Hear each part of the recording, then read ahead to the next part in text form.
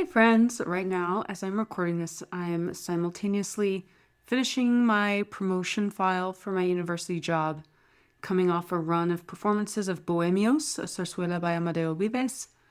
We started rehearsing basically mid-finals week, putting the finishing touches on a new season of this podcast that was supposed to launch 2 weeks ago, working through a financial literacy course, planning international travel to 3 countries this summer, preparing music for some singing I'm doing in Spain and a new Mozart role I'll be performing in August, and building a new chapter of this business. And that is a regular old Tuesday for me. And if you're a singer, if you are pursuing a life in music in any serious way, I want you to hear me when I say, this is not unusual. This is not chaos. This is not a sign that you have failed to get organized. This is the job. And today I want to talk about why that's actually a good thing. Welcome to Your Pastiche Professor, a podcast for singers who want tools to bridge the gap between the hard skills we learn in music school and the soft skills we need to live focused, intentional lives. I'm your host, Sarah Neely, voice professor, director, and certified life coach. Each week, we'll talk about mindset, emotional regulation, boundaries, and more so you can navigate the Pastiche of your life both on and off the stage. Welcome to Season 2 of Your Pastiche Professor. If you're new here, this podcast is where singing and mindset coaching meet. I teach singers the life skills, productivity tools, and emotional frameworks that nobody teaches you in school. The stuff I wish someone had taught me earlier in my career. So Season 1 was about building the foundation, introducing tools, frameworks, concepts. Season 2 is going to feel different. This season is more personal for me. It's real time. I'm going to take you with me through an actual summer of a working singer's life and use it as a lens for everything I teach. And I want to start this season with a word I love, and a word I think should be used more often when we talk about careers in music. And that word is pastiche. A pastiche is a literary, artistic, musical, or architectural work that imitates the style of previous work. I kind of think of it as like a medley or a hodgepodge. I know some of you may know this word from music theory or from opera. A pastiche opera is one that's assembled from multiple composers' work or that deliberately borrows and combines from different sources. So it's a patchwork, a quilt made from many different fabrics. And I want to offer that as a metaphor for the singer's career because that's exactly what it is. A career in singing is almost never one thing. It's almost never a straight line from point A to point B. It's a collection of different jobs, different skills, different income streams, different creative projects, all sewn together into something that is entirely your own. You might be a full-time university professor like me, which in itself is 4 different jobs in a trench coat, but we'll get to that. You might be a performer who also teaches private students, sings church gigs on Sundays, and picks up a few gigs here and there.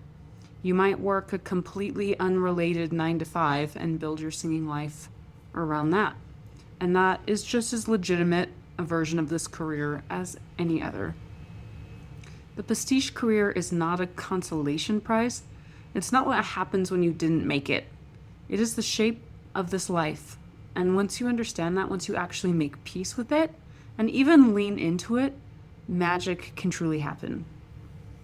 So here's what I want to push back on because I think it needs to be said directly. A lot of us, including myself, were taught about the realities of a singing career in a way that was tinged with, like defeat. Like the subtext was, here's what you're going to have to settle for. Here are the compromises you'll make. Here's how hard it's going to be to make ends meet.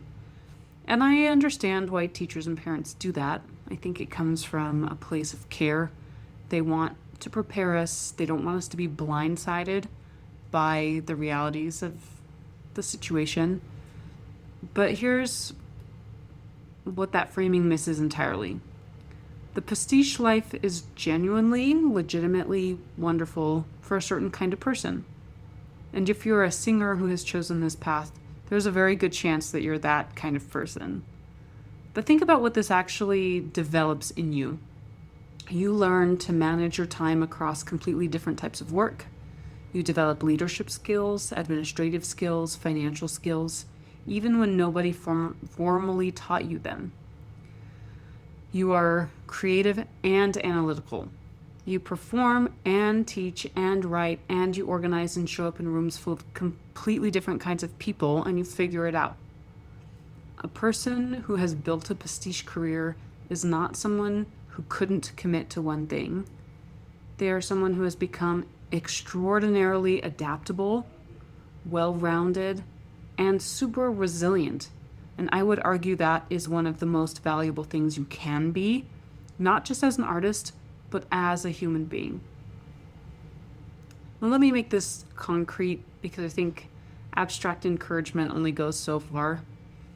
My choice in Pastiche Career has landed me at a university. And a lot of people think I show up, I teach my students, I go home, but I will gently disabuse you of that notion. Something a lot of people don't realize is that my work is formally evaluated across 4 different categories. It's almost like 4 totally different jobs all at once.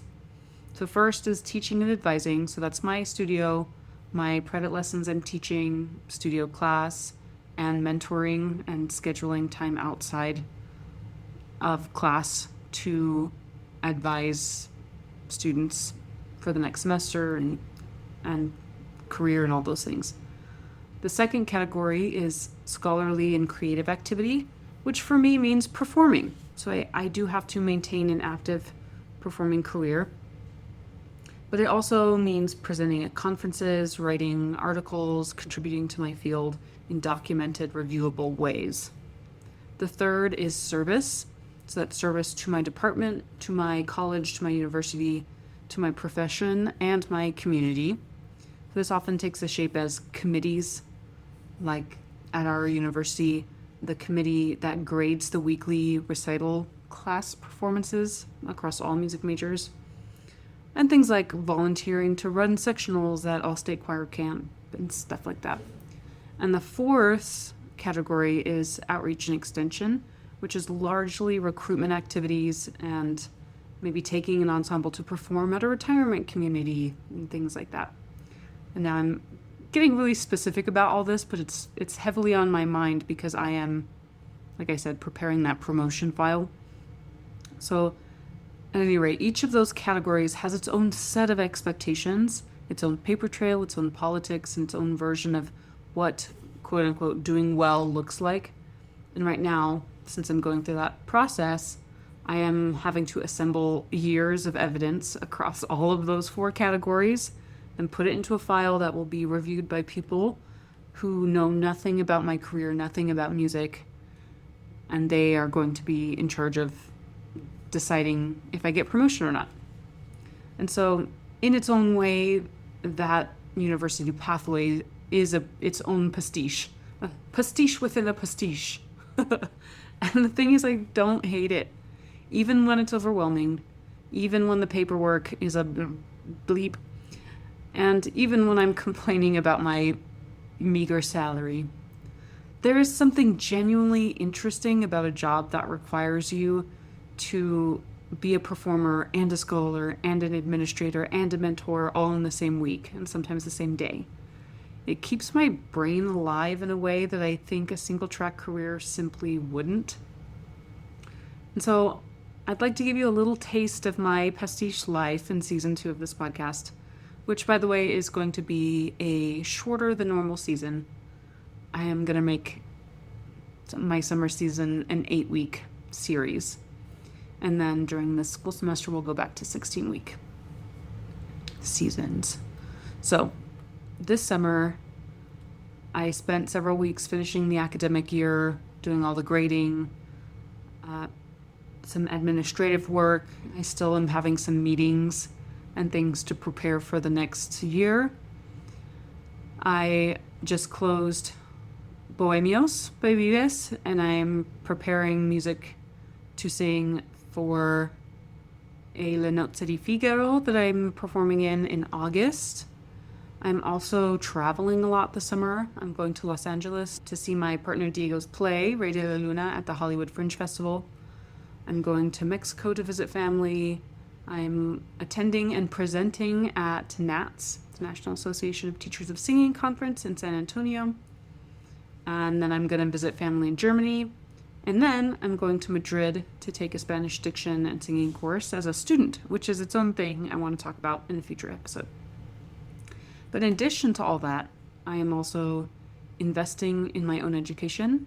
I'm taking that finance and investing course. I'm doing professional development, and I'm building this business, which we'll talk about more as well in the future.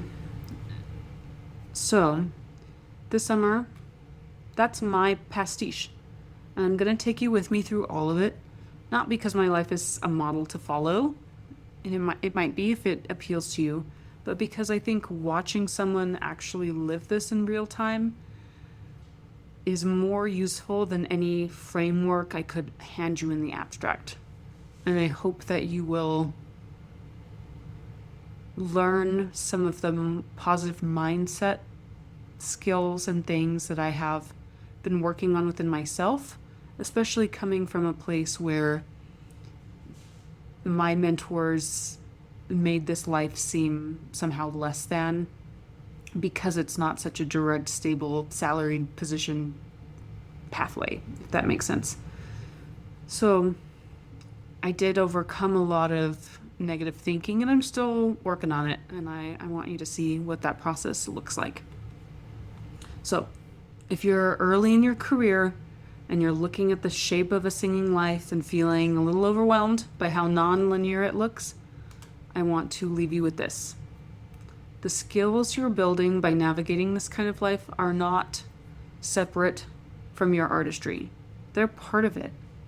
The adaptability, the flexibility, the ability to hold many things at once and still show up and sing, that is you becoming a fuller, more capable, and frankly, more interesting human being. And that always feeds your art. And the mental and emotional resilience that you need to be successful is the real superpower in life overall. So the Pastiche Career is not a compromise. It's a choice, and it's one worth making, but with your eyes open and your head held up. All right, folks, I will see you next week. Thank you so much for listening to Your Pastiche Professor with Sarah Neely. If you enjoyed this episode, please subscribe and leave a review wherever you listen. This really helps the podcast reach more singers just like you. And if you're ready to learn the life skills that smooth the passage of your life, you can follow me on Instagram at your_passage_professor. That's Passage with 2 S's and 2 G's.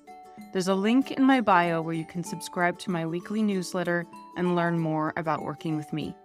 See you next time.